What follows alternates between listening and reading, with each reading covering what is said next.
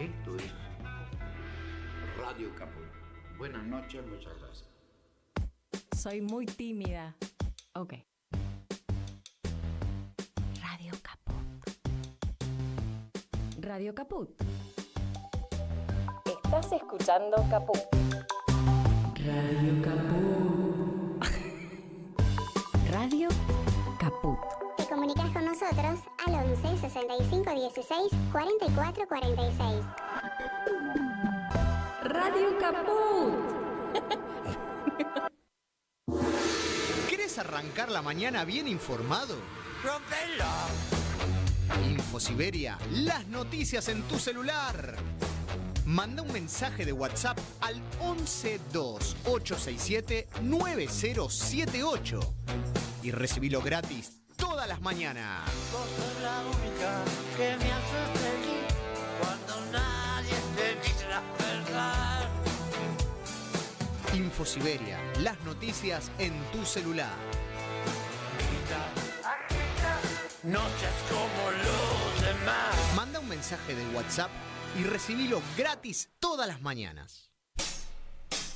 ¡Ah, sí! Si quieres ver un paraíso, solo mira a tu alrededor y velo. Radio Caput. Desde el lugar de las utopías. Radiocaput.com. Estás conectado. Estás en Caput. Un país es grande por el tamaño de sus artistas. Laburarte. Son como niños buscando abrigo, pájaros tristes, Obreros y obreras de la cultura. aplausos y fracasos. Ahí están los artistas, Laburarte. poniéndole a la vida el corazón. En Caput. Buenas tardes, bienvenidos y bienvenidas a Laburarte. En el programa de hoy nos visita el dramaturgo Mariano Saba para hablarnos de su obra que ya lleva varias temporadas en escena y con mucho éxito, así que es bienvenido nuevamente acá en Laburarte, además por toda su trayectoria y porque es un amigo de la casa. La obra se llama Arbolitos, Dantesco Dolor Blue. Y también vamos a estar hablando con nuestro amigo Claudio Orellano, que nos trae mucha información sobre música y sobre actualidad. Me acompaña Lucas Loza en la operación técnica y recuerden que nos pueden seguir por Twitter, Instagram, Facebook, en vivo y en directo por el streaming de la radio de Radio Caput. YouTube, Radio Caput, nos buscan ahí y nos encuentran. Y también nos pueden seguir por la página de Instagram de Laburarte, labur_arte. Hoy presten especial atención porque va a haber sorteo de entradas para la obra de Mariano Saba. Bienvenidos y bienvenidas.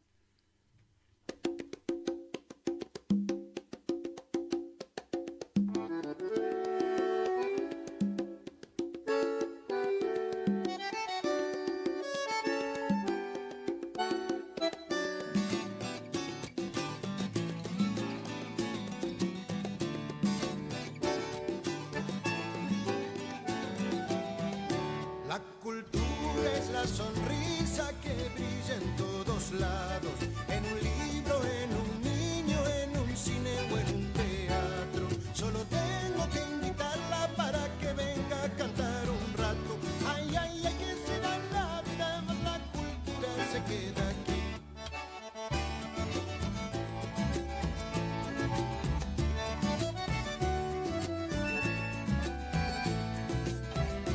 La cultura es la sonrisa para todas las edades. Puede estar en una madre, en un amigo o en la flor. O quizás se refugie en las manos duras de un trabajador. Ay, ay, ay, que se va la vida, más la cultura se queda aquí.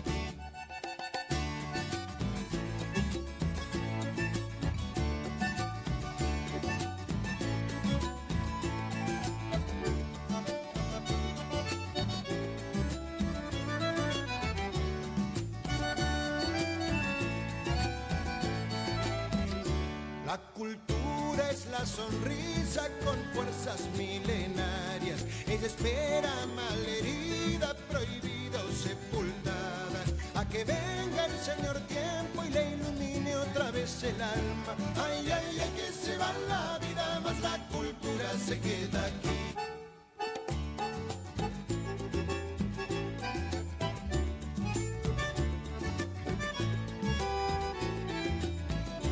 La cultura es la sonrisa que acaricia la canción y se alegra todo el pueblo. ¿Quién le puede decir que no?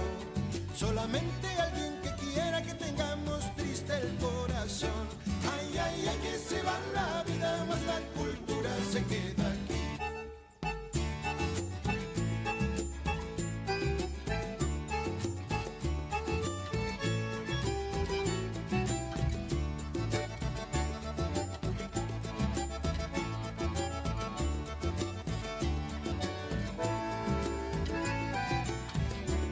Ay, ay, ay, que se va la vida, más la cultura se queda aquí.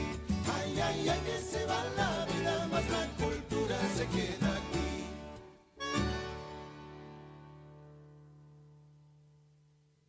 Son los artistas equilibristas. Laburarte. Obreros y obreras de la cultura. Con la conducción de Cecilia Milstein. Laburarte. Por Radio Caput.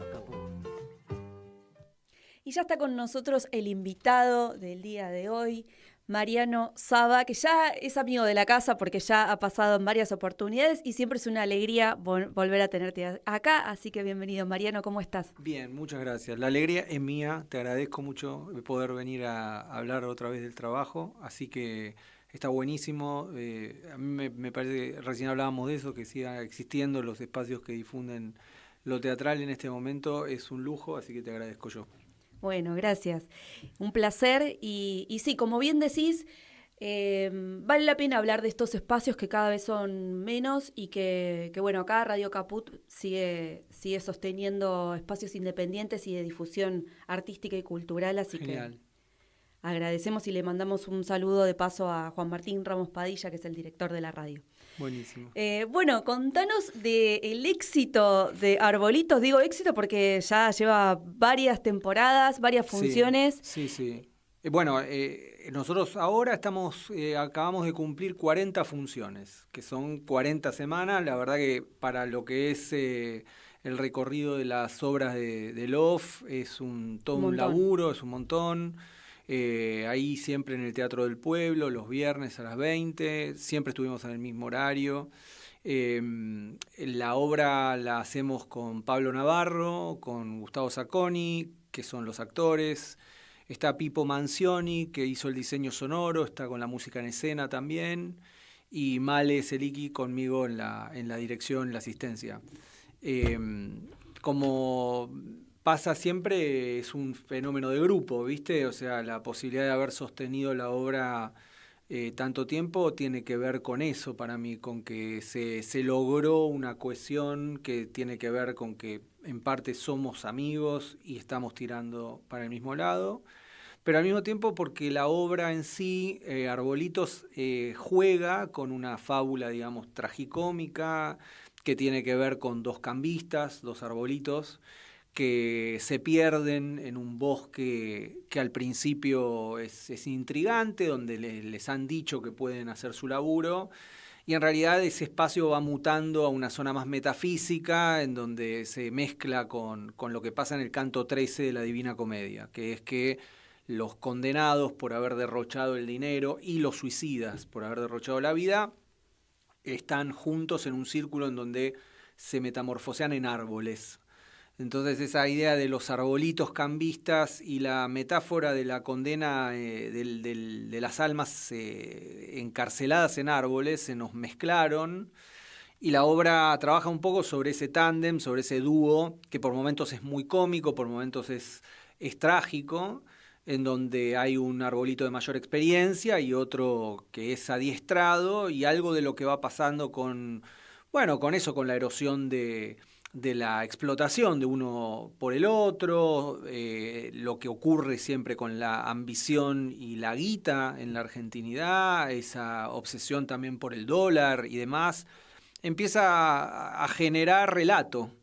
Y hay un relato de metamorfosis, un relato de condena que rebota mucho en lo que ocurre en la actualidad, ¿no? Es decir, un poco eso, el desgaste y la lucha de pobres contra pobres, algo de esa crueldad muy, muy ligada a la obsesión por el dinero y algo de que el dinero ha pasado a ser el régimen o el criterio que rige lo humano, en vez de ser un medio que sirva de alguna manera para sustentar la vida.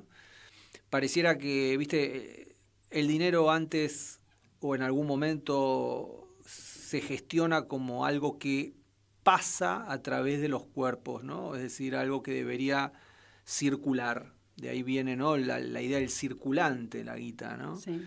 Y ahora me da la impresión de que se empieza a proyectar una inversión de eso. En realidad es lo humano lo que circula a través del dinero. El otro día leía a alguien que ponía en una red social: ojalá vuelva a haber algún tipo de vergüenza otra que empiece a aparecer, para que los pibes, sobre todo, no crean que la única vergüenza es no tener guita, ¿no? Claro. Es como que se empieza a perder la vergüenza sobre herir al otro, sobre insultar al otro, pero no tener guita es una vergüenza muy evidente, muy clara, ¿no?, en la gente, en un momento en donde, además, claramente pareciera que el proyecto es que la gente viva la escasez, ¿no? Viva la dificultad. La obra toca esos temas intentando algo que para mí es muy propio del grotesco argentino, que es poder reírse de la tragedia, ¿no? Hay algo de ese tándem que es muy clownesco en cierto sentido, muy cómico, un dúo beckettiano, ¿no? Y la música de Pipo también ayuda a que la obra pegue ese salto hacia una zona más fantástica que tiene que ver con lo dantesco. Así que ahí estamos, muy, muy, muy contentos, sobre todo por poder laburar. Y ahora nos quedan 3 semanas de esta etapa, antes de empezar a llevar la obra a diferentes lugares. Entonces nos quedan 3 viernes en el Teatro del Pueblo, que ha sido hasta este momento una casa para nosotros, un lujo estar ahí. Es un teatro que, además de su historia y demás, es significativo que esta obra esté en ese lugar, sí, porque es un emblema de la resistencia de lo teatral a través del tiempo. Y después iremos paseando por algunos lugares. Ya tenemos que ir al Teatro Municipal en la localidad de San Martín el 18 de junio. Y estamos viendo si vamos a La Plata, así que... ¿Al Teatro Argentino? No, vamos a ir probablemente a alguno de los teatros chiquitos que hay, a hacer un par de funciones, ¿no? También me parece que la obra requiere como un espacio pequeño. De hecho, el Municipal de San Martín va a ser todo un desafío, porque es un teatro inmenso. Enorme. Pero de poder elegir necesita un espacio más íntimo, como ocurre en la Sala del Pueblo. Claro. Y vamos viendo cómo acomodarnos también, porque a partir de hacer 40, 45 funciones y empezar a tratar de dinamizarla, de llevarla a algunos lugares, uno también empieza a conciliar con la idea de puesta y también la necesidad, el deseo de que pueda llegar a otro público, ¿no? Claro. Entonces veremos cómo lo vamos haciendo. Así que, bueno, en esa estamos. Y esto es un desafío que está buenísimo también que eso le ocurra a una obra, ¿no? El poder itinerar y cómo se modifica la obra según la sala y según el público. Totalmente, totalmente. Desde que arrancamos nosotros a hacer funciones a principios del 2025, nosotros arrancamos en febrero del 2025, o sea que ya tenemos de funciones más de un año, de ensayo habíamos tenido un año también, entonces ya es un proceso largo para nosotros. muy gozoso.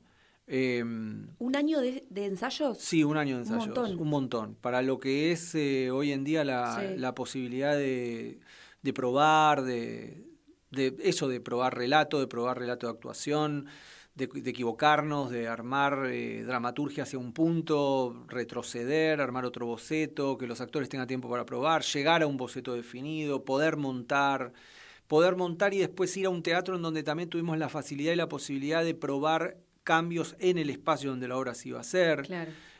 Todo eso fue un privilegio en los modos de producción que ahora el teatro independiente ha quedado acorralado, digamos. Exacto. Pero desde el principio teníamos la idea de decir, bueno, esto tiene que encontrar su público, obviamente, en Cava, porque somos personas que pertenecemos al círculo del teatro independiente acá, sí. Pero tenemos que intentar que este relato de alguna manera también empiece a circular por lugares donde capaz que el público no está tan lejos, pero no se acerca a ver teatro en la capital, y me parece que está bueno, que es una experiencia siempre, empezar a alejarse y hallar otras miradas, ¿no? Hay que intentarlo por lo menos. Exacto. No es fácil. Como ocurre, hablábamos antes del inicio del programa sobre Teatro por la Identidad, sí. Del cual formás parte como dramaturgo de distintos monólogos desde hace varios años. Y Teatro por la Identidad Itinerante justamente lo que hace es eso, llevar las obras a distintas partes, distintos puntos del país y encontrarse con distintos públicos. ¿Qué te genera a vos eso, que un monólogo tuyo circule por Teatro por la Identidad? Para mí, los monólogos que en general se han hecho dentro de Teatro por la Identidad son monólogos que yo presenté a certamen, digamos, porque lo contamos un cacho que capaz que algunas personas no lo saben, pero Teatro por la Identidad tiene muchísimos movimientos, ¿no? Muchísimas alternativas, espectáculos que se producen siempre en alianza con los objetivos de Abuelas, que es lo que hace que uno siempre quiera colaborar, ¿no? Claro. Entre esas posibilidades está Idénticos, que es un espectáculo que se hizo por primera vez en el 2010, si no me equivoco, 2011, y que de manera periódica en todo este tiempo, casi ya 15 años, ¿no? Sí. Ha llamado de vuelta cada vez a un concurso de monólogos donde los dramaturgues mandamos y entre gente de Teporí, Cartoon, Veronese eligen textos y esos textos después forman parte del espectáculo.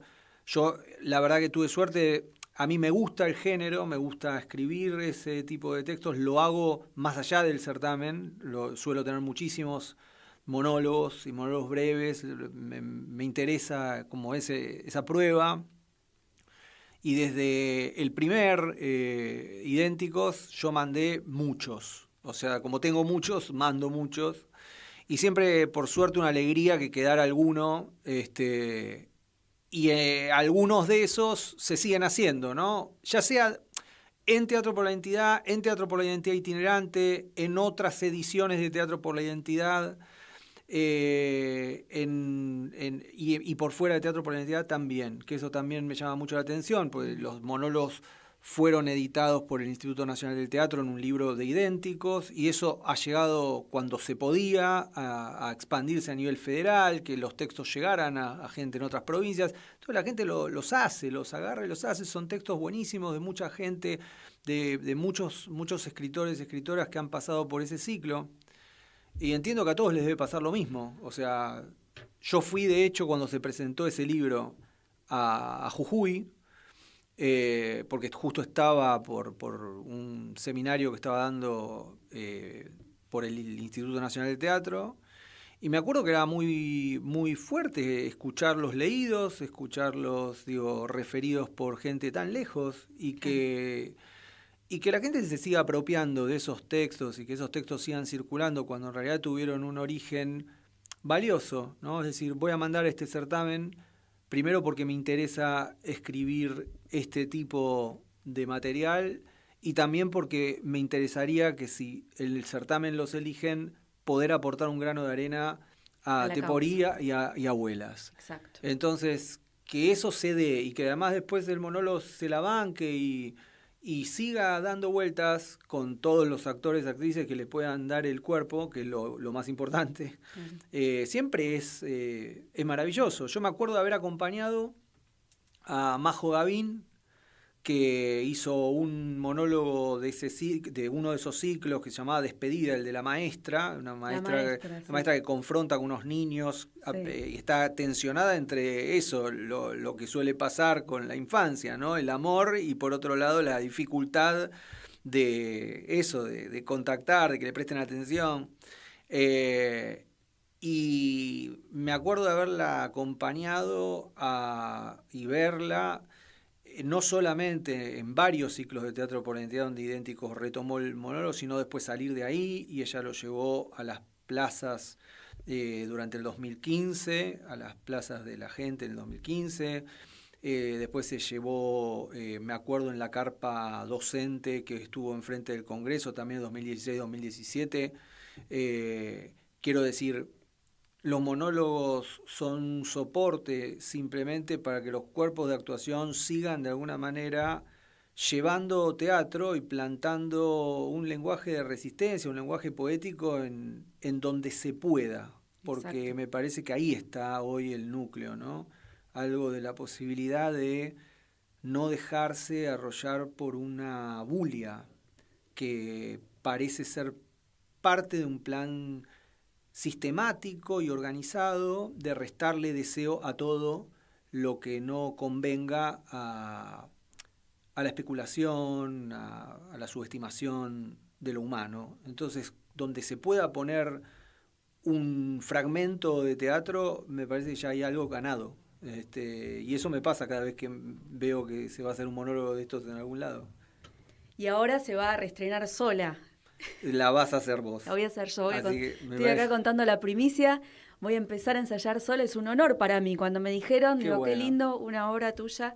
Así que bueno, vamos a... Es un monólogo que tiene mucho humor. Es hermoso.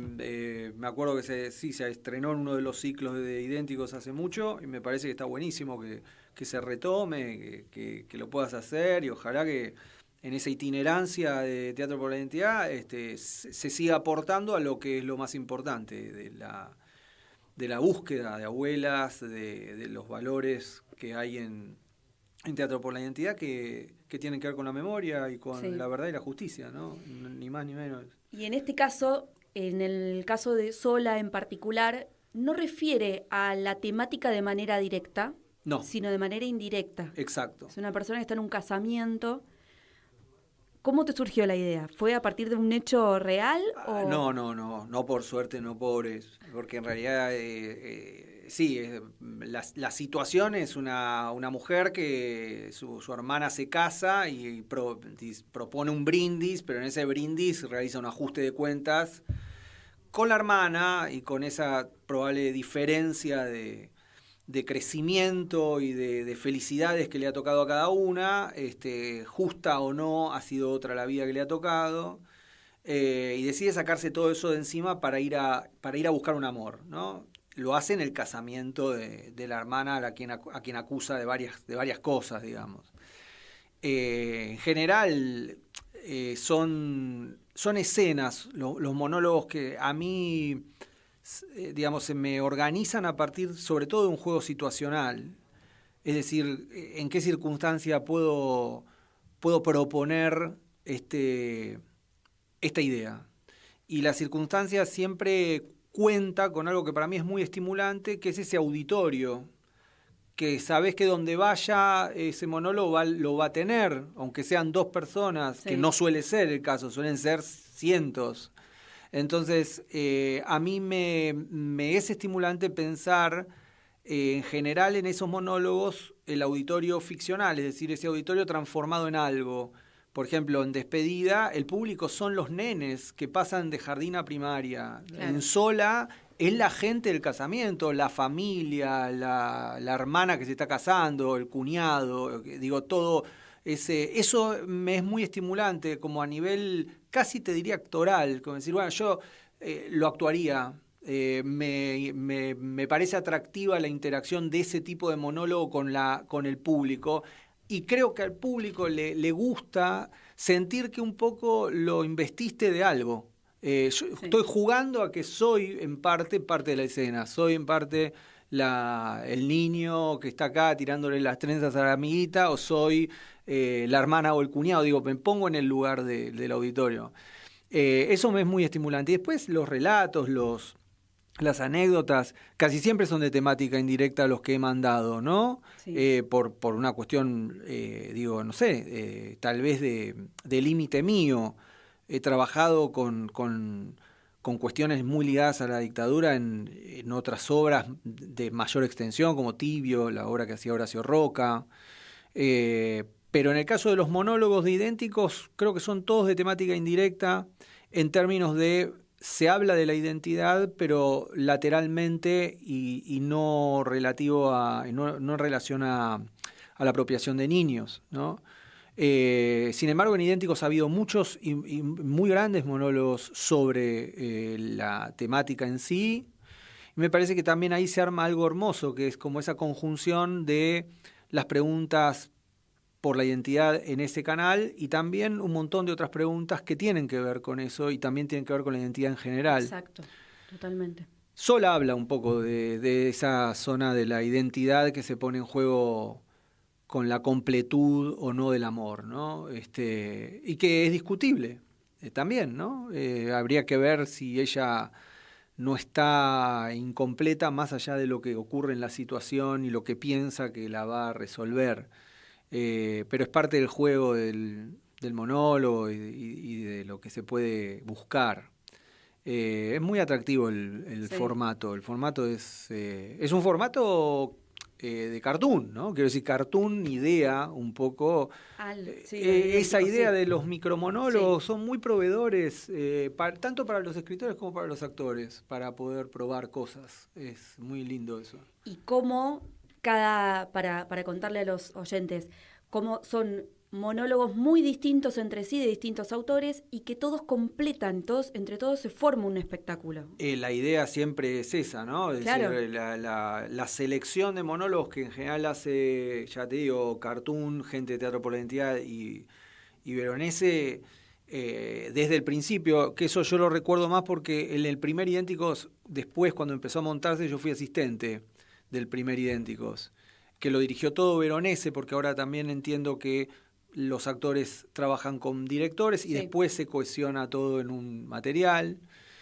A mí me parece que lo que es lindo es eso, como uno termina viendo como un friso, un relato muy ecléctico, pero al mismo tiempo familiar, ¿no? Y unificado. Unificado entre todos esos relatos. Y otra cosa que quería agregar de Sola, al menos de mi interpretación, que no habla solamente del amor de pareja, de la completud o no, sino de la situación familiar. Sí, seguro. Yo lo que vi y lo que más me impactó y me llamó la atención fue eso, de cómo de situaciones cotidianas que nos pasan a todos, de no tener una familia perfecta y de repente quizás con una copa de más aprovechar para... Explota todo. Sí. A mí esas instancias de enunciación me parecen súper teatrales y estimulantes, ¿no? El brindis familiar en un evento festivo cuando hay un borde discursivo que se cruzó, promete teatro, ¿no? Y lo mismo con otras posibilidades, con otros monólogos que tal vez no trabajan con el auditorio, pero también hacen lo mismo, o pueden, no sé, me acuerdo, Fanego hacía uno, creo que en Idéntico yo tuve la gran suerte de que Fanego hiciera 3 o 4 monólogos míos. Pero había uno en particular, en uno lo dirigí, pero había uno en particular que se llama Lo vi volver, que es un hijo que recuerda la anécdota que cuenta un padre sobre el retorno de Pontoni, un crack de San Lorenzo, ya grande, al club, y cómo, a pesar de que nadie confiaba en él, el tipo se redime con un gol frente a Boca, y hay algo de esa cotidianeidad, de esa anécdota que el hijo recuerda del padre, y cómo narra al mismo tiempo, cómo lo hacía Fanego, cómo narraba y al mismo tiempo narraba la situación del gol de Pontoni, que era súper conmovedor.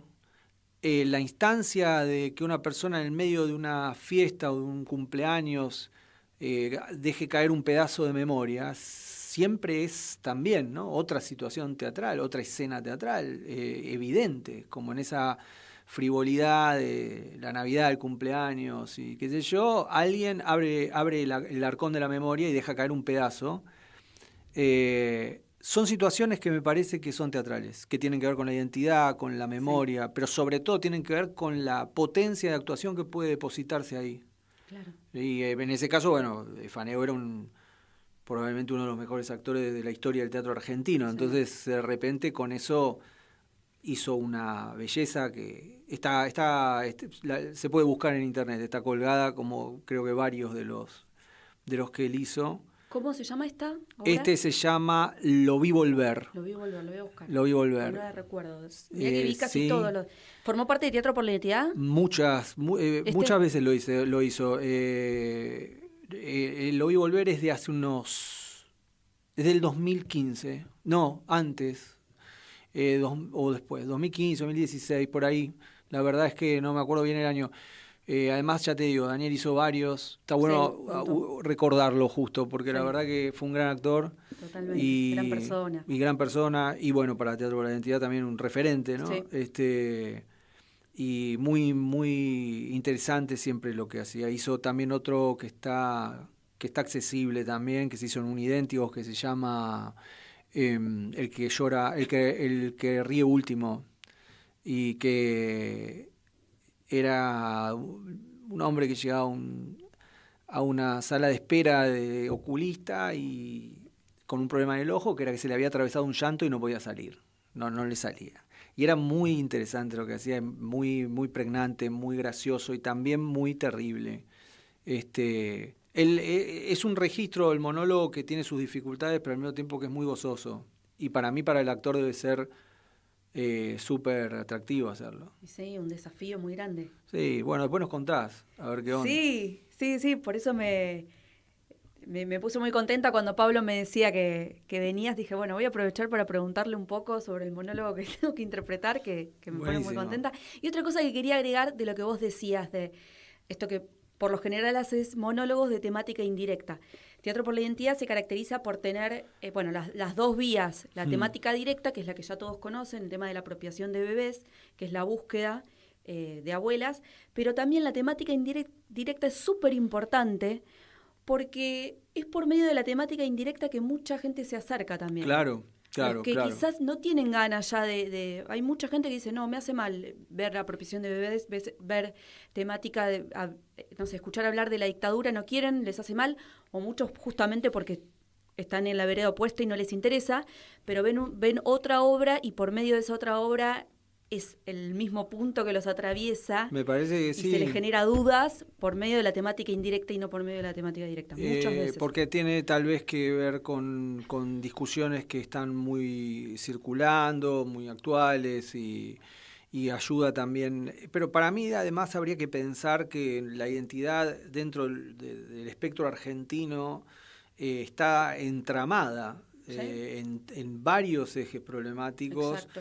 Algunos que tienen que ver concretamente con el pasado nefasto de la dictadura, y no por eso que, por ejemplo, yo he visto en monólogos la denuncia de escenas que tienen que ver con una zona fascista de la argentinidad, pero más ligadas al racismo o a la discriminación. Entonces, yo no disocio que haya por un lado una cosa y por otro lado la otra, ¿no? Que me parece que la identidad que nos fue amalgamando es problemática porque justamente hubo esos crímenes y hoy opera, por ejemplo, la exclusión, la discriminación, etcétera, justamente en nodos de poder y de personas que siguen avalando esos crímenes. Exacto. Entonces, como que diríamos, bueno, a nivel argumental sí, temática directa y temática indirecta son distintos, pero al mismo tiempo pareciera que todo está entramado acá. Totalmente, sí. Y eso está bueno tenerlo en cuenta, ¿no? Como exacto.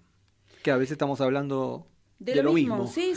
Es más que nada una organización dentro de Teatro por la Identidad, que se dice temática directa o indirecta, pero coincido con vos que es lo mismo, e incluso cuando hablamos con personas que recuperaron su identidad, con Nietos Restituidos, ellos cuentan que es a partir de su identidad actual, de situaciones cotidianas, de situaciones que ven reflejados en estos tipos de monólogos, que pueden reconstruir su historia.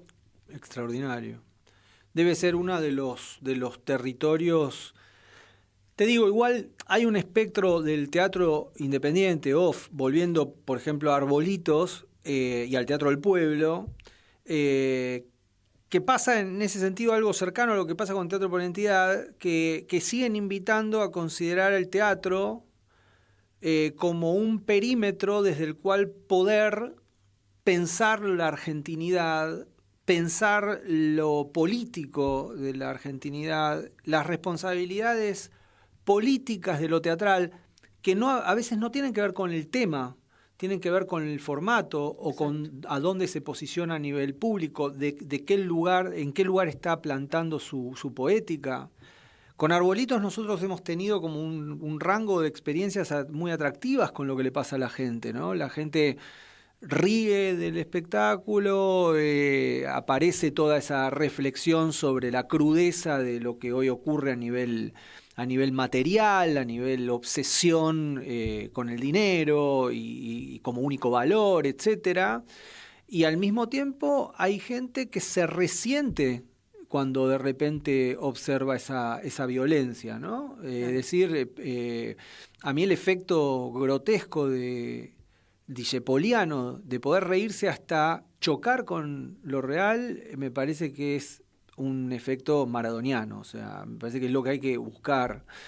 Y se puede hacer si se hace en determinados territorios de lo teatral, no en otros.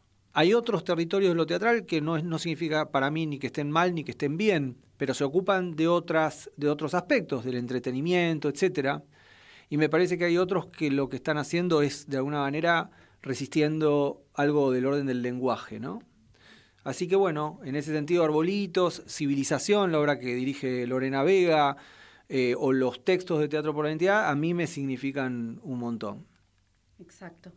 Y volviendo, o hablando particularmente de Arbolitos, vos la estrenaste en principio del 25, tuviste un año de ensayos. ¿En qué año la escribiste? La escribí durante ese año de ensayos. Empezamos a ensayar más o menos en abril del 24, mayo del 24. O sea, ya con este gobierno, eso es lo que iba a decir. Sí, en realidad estábamos, porque empezamos a hablar en diciembre, estábamos como entendiendo lo que iba a pasar. Lo que ocurre con la obra es algo que me pasaba también con Remar, la obra que hacíamos en el Sportivo, Veneno, con algunas obras que terminan funcionando como antenas de lo que ocurre, y a medida que avanza el tiempo, por ejemplo, nosotros dentro de la obra se bromea un poco con algunas cuestiones que tienen que ver con el cambio, ¿no? Con la idea de dale, cambiá, o el pensamiento de un liberalismo muy radicalizado, ¿no? Como, bueno, nosotros acá, los cambistas, somos el último bastión liberal, claro, y nos defendemos de las intervenciones endemoniadas, ¿no? de lo estatal.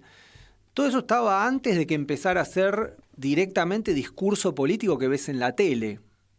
O sea, la verdad es esa. Nosotros estábamos un poco improvisando y coqueteando y jugando con algo que nos parecía hasta risueño, pero que no te ibas a imaginar que un año después lo ibas a tener en la tele.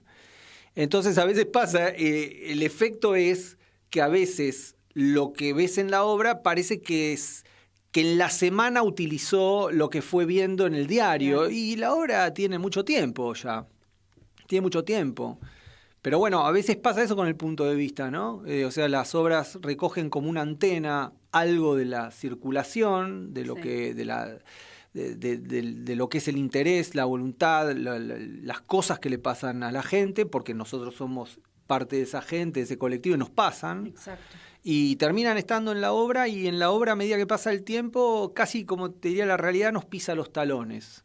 Y esta es una realidad que para colmo termina siendo muy teatral, ¿no? Es decir, a veces vemos los desmanes o las locuras que nos tocan ver y escuchar por televisión o por radio de parte de algunos funcionarios, y sentís que es muy difícil que el teatro o el humor de lo teatral les gane. O sea, Exacto, es muy difícil. Cuando la realidad supera la ficción. Sí, hay veces en donde el teatro termina minorizado por el rango farsesco, digamos, de lo real. Totalmente. Y que actualmente, en el último tiempo, está pasando mucho, está pasando todo el tiempo. Yo creo que cada vez incluso está más legitimada la idea de que el simulacro es una herramienta idónea de la política. Sí. Entonces todo lo que vos ves pone en duda, por lo menos, si es real o no. Entonces empieza a ver como algo de que incluso los hechos que ocurren pueden ser discutidos en su estatuto de verdad. Sí. Cosas que no deberían ser discutidas, tanto del presente como del pasado, ¿no? No deberían ser discutidas porque hechos matan a las palabras, ¿no? Es decir, hay un hecho, es observable, esto es así, acá hay un nodo de justicia, acá hay un nodo de injusticia, no hay mucha posibilidad de relativizar la verdad de algunas cosas. Y lo mismo con las evidencias de corrupción o de lo que sea. Vos decís, bueno, mira, yo te estoy viendo, te estás subiendo vos, tu familia, un avión, etc. No sé hasta dónde se puede discutir. Y sin embargo se puede discutir. Como si hubiera una noción de simulacro que ya se legitimó. Y el teatro era el simulacro.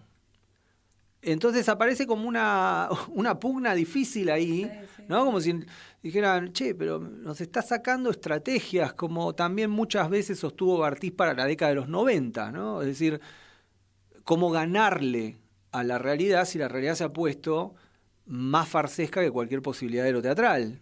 Exacto. Por eso creo que el teatro tiene que apiolarse ahí.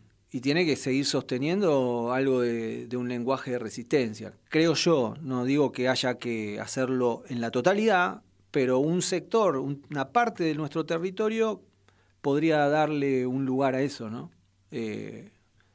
Como una especie de responsabilidad lógica que tenemos. Sí, sobre todo eso, sobre todo de resistencia. No tanto de espectáculo que ya se ve en la semana en la televisión, sino de resistencia. Me parece que ese es el camino. Sí, yo creo que el teatro es amplio, ¿viste? Como que para mí hay lugar para todo. Pero también hay un lugar de lo teatral que no hay que resignar. Es decir, a mí me parece que está buenísimo que haya de todo en el teatro. Musicales, comedias que no tienen que ver con lo político ni a palos, que no tienen que ver, digo, con la realidad política que nos circunda. Todo es político, pero digo, que haya revistas, que haya esto, que haya lo otro, teatro oficial, comercial, off, recontra off. Sí. La variedad es lo que hace que Buenos Aires sea la tercera capital, ¿no?, de teatro del mundo. Pero una parte de lo teatral en Argentina, incluso logró sus innovaciones técnicas, poéticas, artísticas más grosas por encapsularse, por replegarse en un entendimiento de que lo que hacemos cuando hacemos teatro a veces es resistir de otra manera algo de, sí, eso, de los embates políticos, ¿no?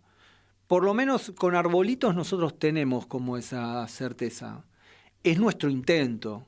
Menor, como siempre que ocurre con el teatro off, la posibilidad de David frente a Goliat.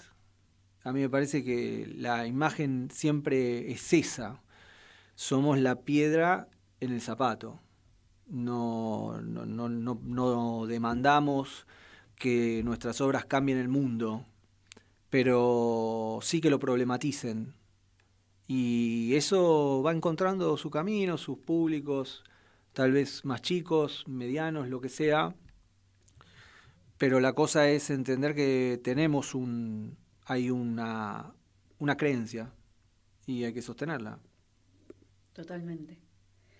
Muchas gracias, Mariano. Me encantaría seguir hablando con vos, pero lamentablemente se nos está terminando el tiempo. No, gracias a vos. Muchísimas gracias, de verdad. Los esperamos para las últimas de la obra. Los viernes a las 20. Los viernes a las 20 en el Teatro del Pueblo, la Valle 3636, y las entradas se consiguen por Alternativa Teatral. Bien, y además van a tener la posibilidad de ganarse un par de entradas para ver esta gran obra. Se pueden contactar por la página de Instagram del programa, labur-arte, y ahí las vamos a publicar Perfecto. Y les indicamos y después les avisamos a ustedes los Y ganadores. nos avisan a nosotros, exacto. Muchas gracias, saludos a los compañeros, a Pablo a Navarro. Pablo Navarro, a Gustavo Zacconi, a Pipo Mansión y a Male Seriki, que son el alma mater de la obra. Y también saludos a la gente del Teatro del Pueblo, que llevan a cabo un enorme esfuerzo por poner y esta inquietud de seguir poniendo en escena estas obras que nos interpelan, que nos generan todo esto que vos mencionaste recién. Como son Mariel Asensio, Andrés Binetti y no sé si hay alguien más. Sí, por supuesto, Perinelli, Adriana Tursi, son varios los de SOMI. Y bueno, quiero decir, claramente es un teatro al que le debemos muchísimo de todo esto que venimos hablando. Entonces, por supuesto, gracias a ellos también por habernos tenido ahí tanto tiempo. Vamos a escuchar la canción, la tan esperada canción. Vamos a un corte y a continuación Claudia Orellano. Gracias.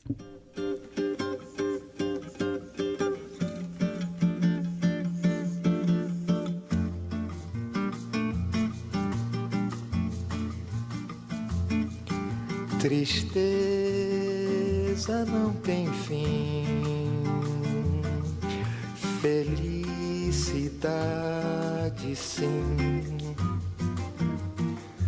A felicidade é como a gota de orvalho numa pétala de flor.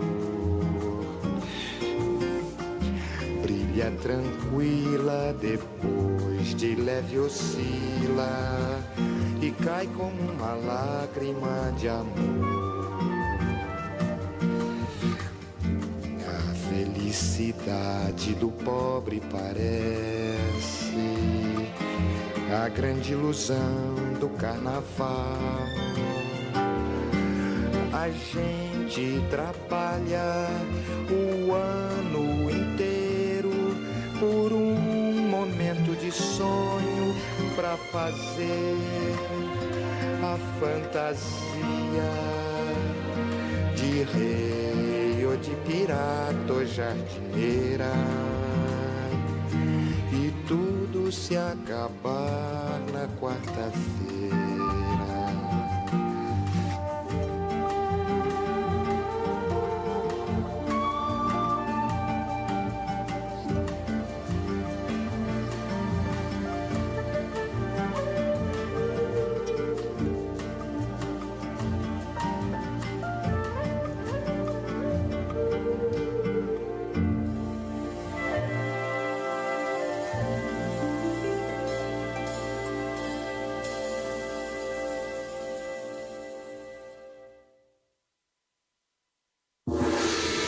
Arrancar la mañana bien informado. ¡Rompelo! Infosiberia, las noticias en tu celular.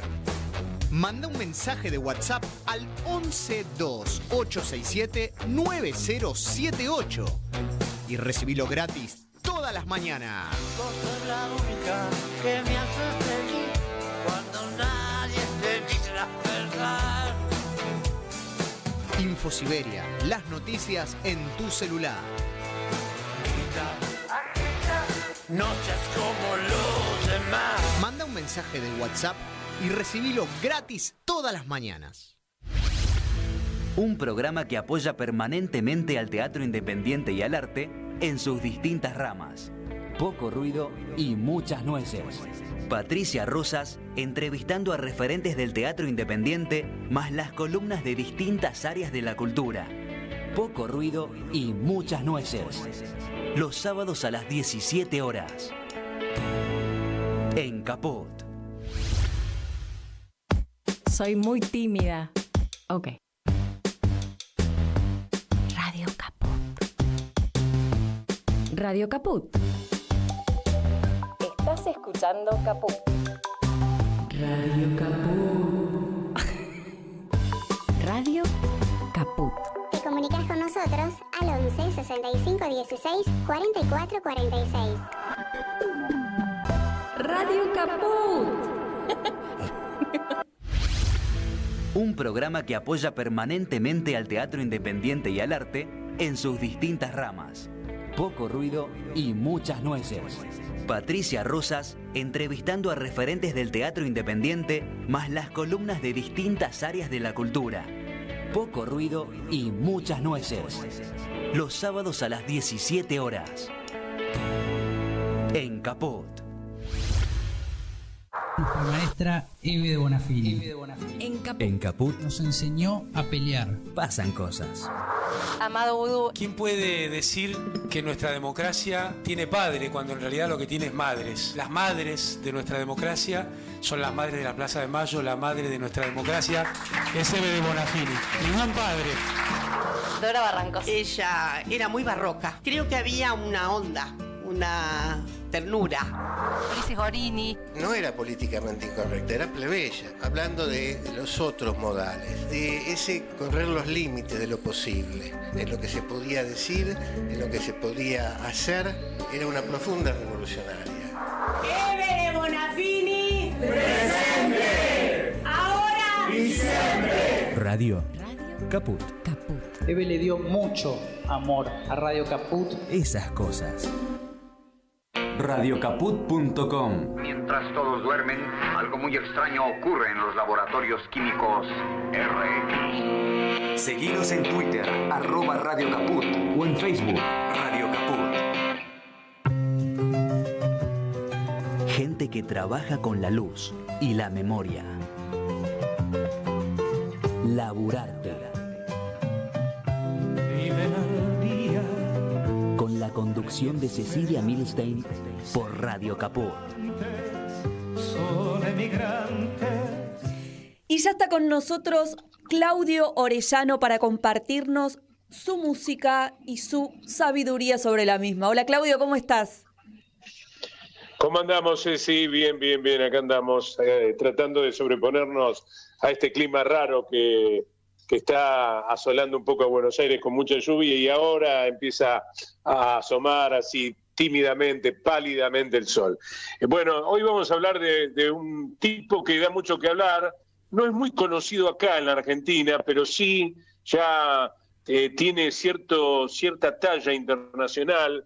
Nacido en Colombia en 1968, y me refiero al productor, compositor e instrumentista Diego Galé, que ya ha ganado un premio Grammy al mejor álbum latino tropical tradicional, y hace poco conocimos de Diego Galé, además un reconocido productor musical que ha dedicado su vida artística al conocimiento de los ritmos afrocubanos, e hijo de Jaime Galé, un hombre que se dedicaba en alguna época de oro en Colombia a cantar boleros. Es decir, el tipo tiene mucha musicalidad, podemos decir que es un enorme percusionista, muy amplio, un multiinstrumentista que te toca un redoblante, particularmente él toca tambores afinables o comunes en orquesta como los timbales sinfónicos, ¿no?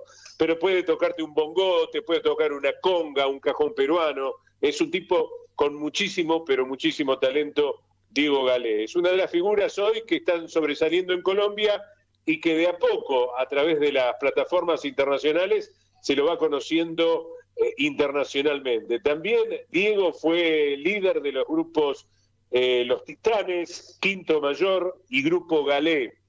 Y hace poquito ha sacado un disco nuevo al ritmo de la percusión, un disco recientemente salido de la cocina, es el volumen número 1, producido hace muy poco, ya podés escucharlo a través de todas las plataformas musicales, y vamos a escuchar de esta música maravillosa del Caribe.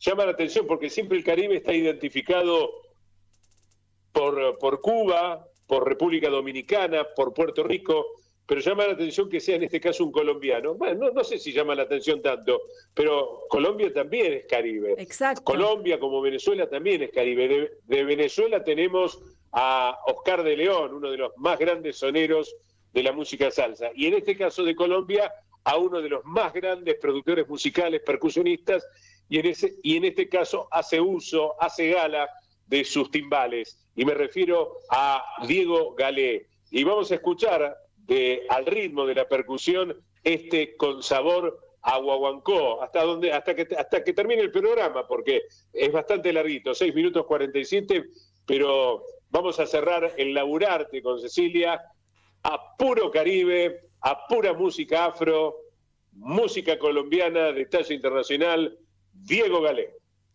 Gracias, Claudio.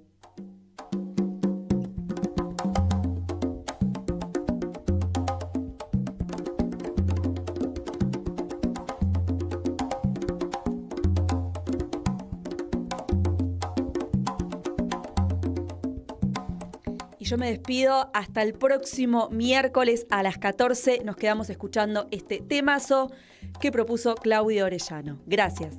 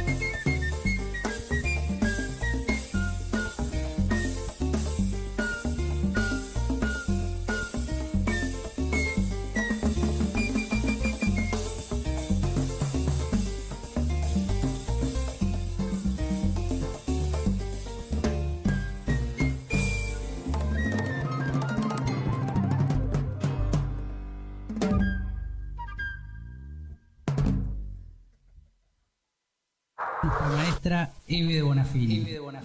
En Caput nos enseñó a pelear. pasan cosas. Amado Vudú. ¿Quién puede decir que nuestra democracia tiene padre cuando en realidad lo que tiene es madres? Las madres de nuestra democracia son las madres de la Plaza de Mayo, la madre de nuestra democracia es Eve de Bonafini. Ningún padre. Dora Barrancos. Ella era muy barroca. Creo que había una onda, una ternura. Ulises Gorini. No era políticamente incorrecta, era plebeya, hablando de los otros modales, de ese correr los límites de lo posible, en lo que se podía decir, en lo que se podía hacer. Era una profunda revolucionaria. Eve de Bonafini. Presente. Ahora y siempre. Radio Caput. Eve le dio mucho amor a Radio Caput. Esas cosas. ¿Querés arrancar la mañana bien informado?